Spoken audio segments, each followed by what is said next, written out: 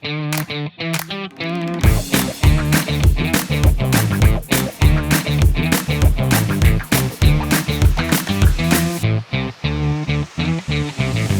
guys, this is Tonio from Tony's Guitar Hangout, and welcome to our video. Our video. Because we're on Gearstreet 5. I really wanted to do a video with you, Krnar. Dude, my pleasure. My pleasure. You're a hero for me. Oh, come on. Oh, come on. Yeah, it is true. You're a friend. You're Yes. a real good friend, and we share the same passion. Yeah, for a company. For Fender Custom Shop and Gibson Custom Shop. Yeah, right? I can imagine Henning with a sniper if we say Gibson Custom Shop. Just like you see the line and then you're dead.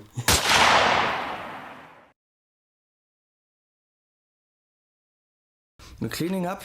Dude, thanks for having me. I mean, Yeah. this is very cool. And yeah, what's the brand that we share?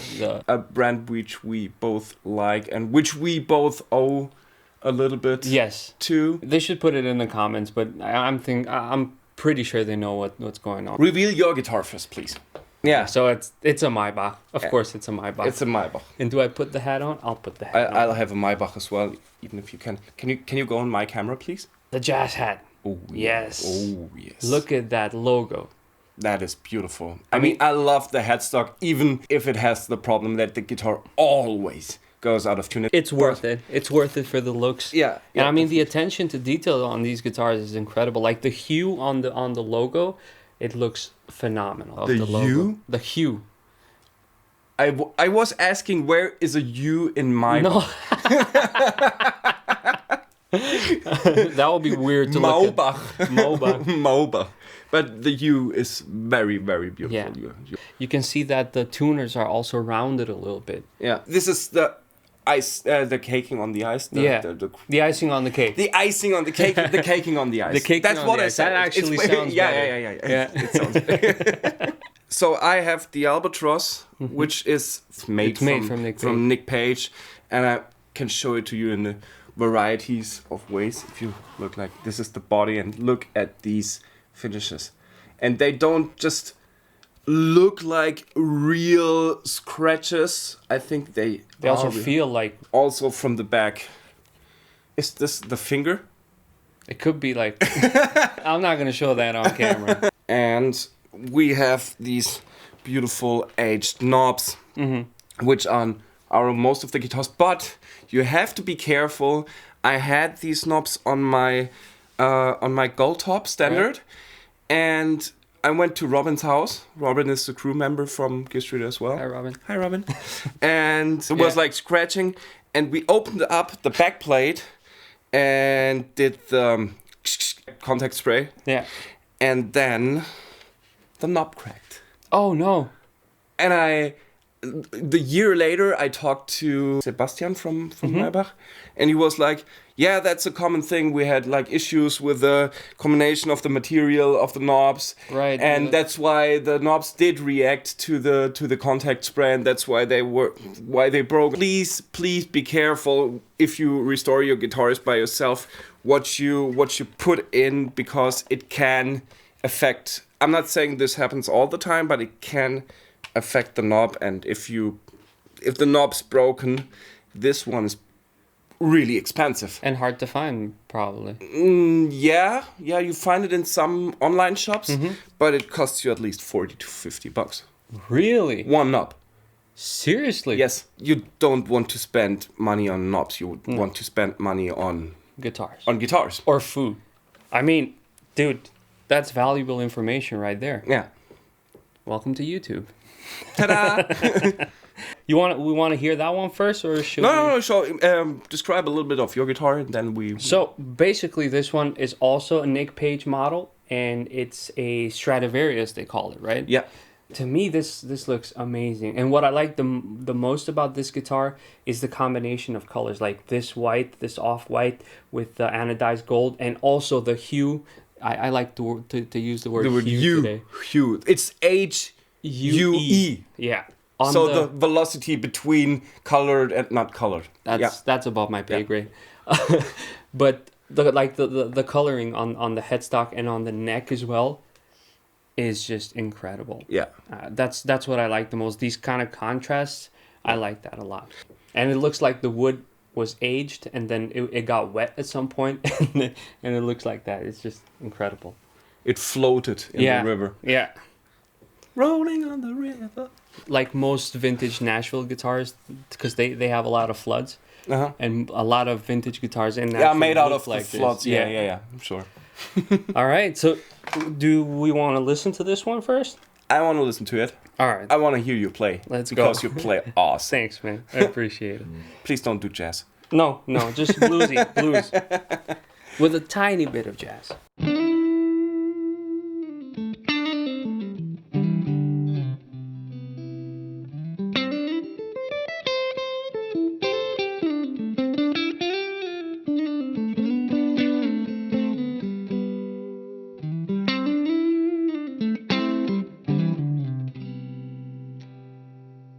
I mean, it does sound like a really, really nice Strat. Yeah.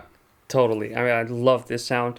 And I don't have a Strat at the moment, so I'm looking for a Strat. And I think I found my perfect Strat, but that's going to be on another video because this is too expensive. But maybe they give you a discount. Maybe. Hi, guys. Hi. Can we have, please? What amp are we playing through? The MT Club 50 MK3. And it doesn't have to do something with a distributor of Blackstar, which is called Club. Yeah, Ollie Club. because his last name is Club with one B. Hi, Ollie. No, he's written with two B's. Yeah, right, with two B's, and this is with one B. But yeah. Because I thought, to be honest, this was his custom amp. It could be. Yeah. It's a valid thought. Yeah. Yeah. But it sounds amazing. It sounds amazing. I love that the sound is still fragile, but remains modern. Right. Yeah. Right. I knew Blackstar before, but I always assumed them like, cheap amps that are okay but not good. So if you're a teenager, or in the times when I was a teacher, Blackstar was like, you can get an affordable amp. It doesn't sound really good, but at least you have an amp. Yeah, you're talking about the HT5. Yeah. Nowadays, they completely changed. I tried out the new plugin, the St. James plugin, which is amazing. Pop music, rock music, even harder music. You can play basically everything with the St. James plugin. And also the real Valve amps are fantastic. Yeah, I have the EO34 St. James at home, and I basically use that for everything. It's like I plug in any guitar, any pedal, it sounds great through it. And I also utilize the cab rig that's built in because I monitor through an actual cabinet, but I record with the cab rig because it's just much more consistent. Yeah. And I think, it's not that I think, I know that the new club amp also has the cab rig capabilities, so that makes it perfect for someone that needs to record or someone that needs to play live. And if you look at the amp, I think it has that kind of look that you would see this amp in a lot of venues and clubs in the UK. Yeah. Like this would be probably This looks like England, yeah. Exactly. It does look like England. It's like the Hot Rod Deluxe of Britain, because in America every venue has them. Yeah, it has this typical Marshall-y look on it. And as far as I know, because we talked yesterday about this with the guys from Blackstar, the founder of Blackstar, he comes from a Marshall background. Right, And I think the first amp that they tried to recreate was the JCM 2000 DSL 100, which was my first amp. Okay, cool. And then afterwards, they rebuilt the JMP1, the racked unit, is it, I think, which was kind of popular in these days. And then it olded badly. Yeah. And nowadays it's popular again. So and these amps are a really good homage to the traditional tone, plus this modern hint that you can find in the sounds, and also for heavier music. Totally. And I think that's more visible on the overdrive channel, because the clean channel, it does sound a lot like Fendery clean, and it's pristine. Sometimes Voxy as well, depending on how you set the EQ and stuff like that. Which brings me to the EQ. It's very, very flexible. The ISF control, the famous ISF control, is there on the overdrive channel. And it's just an all-around good amp. With the St. James EO34, they just nailed it. That's Yes. like one of my favorite amps. But this one is very, very promising as well. I mean, it sounds great. Should we hear some overdrive? Oh yeah.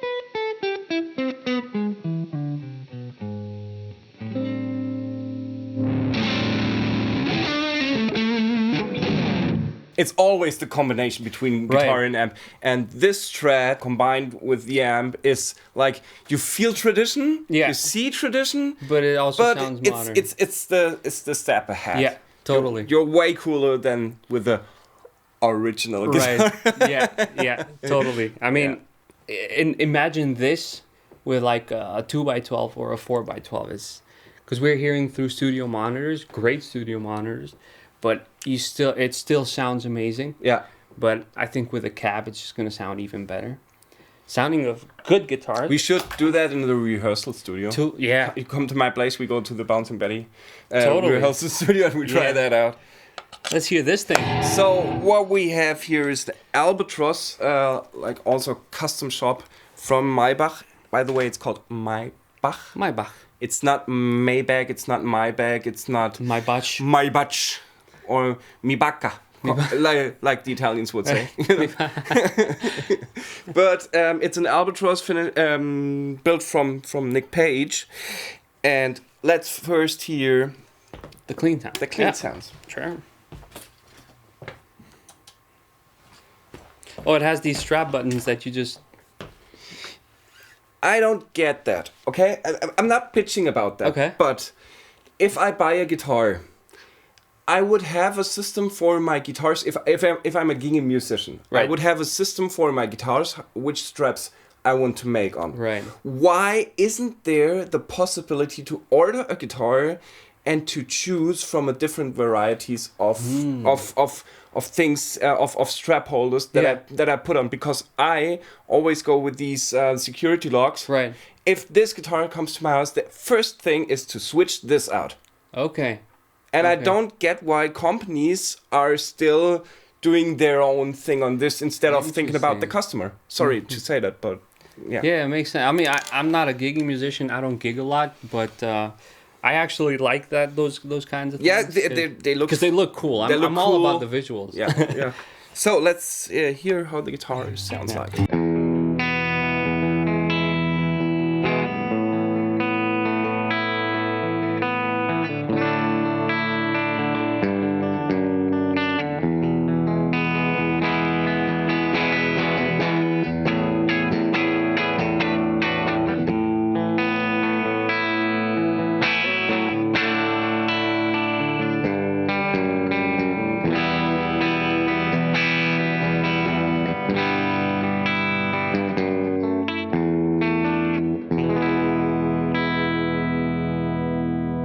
Clearly here that there's more, I would say, gnarliness in Yeah. this guitar than in yours. Yeah, this And is this is clean. Yeah, and this is right now on the edge of breakup. Right. Like if I would go really hard,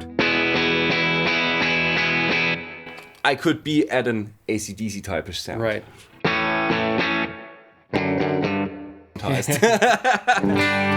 No, but it's still beautiful. It's rich. It's warm. It brings me everything that I want from a humbucker guitar.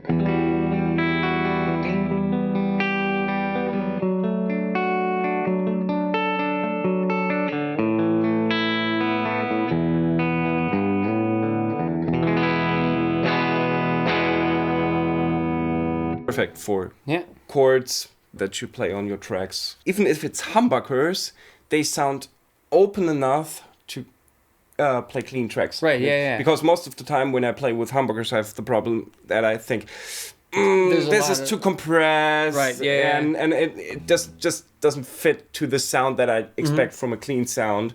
But these two work really, really, really well. Yeah.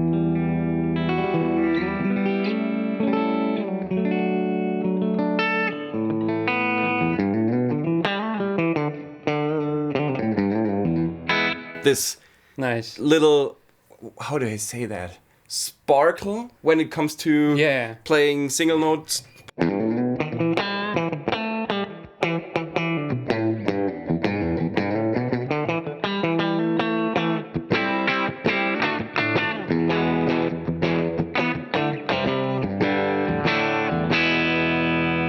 Yeah, it has a lot of spank. Yeah. For an SG. Yeah. That's if I see an SG, first thing that I think about is obviously AC/DC. AC/DC. But this is no AC/DC guitar. Is it fair to say it's way too versatile? See, when I think of SG, I kind of think of Robin Ford as well. Oh, because that guy plays everything on an SG. It is a very versatile guitar. Yeah. I mean, yeah, definitely. SGs and probably ES335s are one of the most versatile guitars in my opinion. But you just got to get used to the SG, because like you have the upper fret axis, but also everything is shifted towards the left. So you got to get used to an SG if you want to. I mean, you just spend a week just playing an SG and you're gonna get the hang of it. But when you grab it in the beginning, it feels a bit weird. It's because you're way more to the left orientated than on a normal guitar. I would have my guitar, my hand here, and on the SG I have it. Right. But we talked about this before. We both started out on SGs. But let's say Albatroz. It's not Albatroz. No, sound-wise, an Albatroz or an SG, it sits right where it needs to be. Yeah. Like a Les Paul on the neck position it could be too muddy and dull sometimes, and on the bridge pickup it's just overpowering. Whereas on the SG everything is kind of balanced, and sometimes you want that, sometimes you don't, because you want some character to the sound.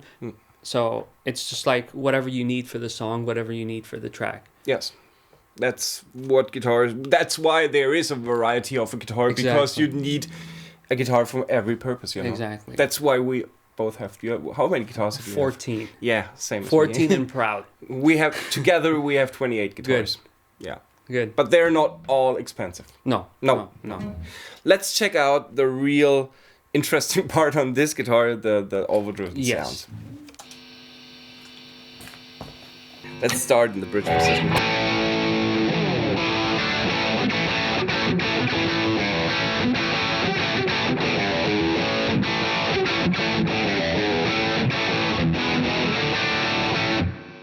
It's pure rock. It's pure rock and roll. Yeah. And even if you go to the neck pickup, it's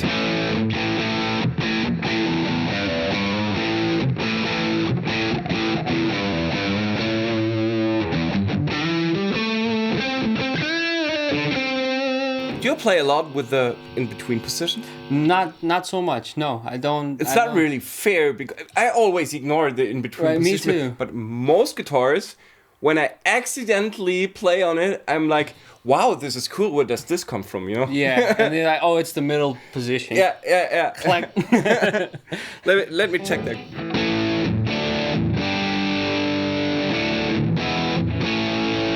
Not a sound which I would record with.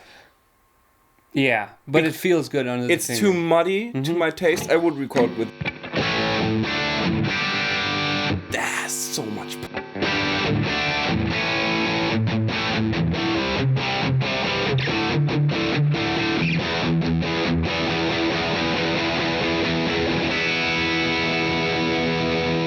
Nice. This is the rock and roll which you want to hear if you go to a rock show. Right. This is the sound. This is it, and it's not a lot of gain. It's not a lot of gain. It's just. Where are we on the?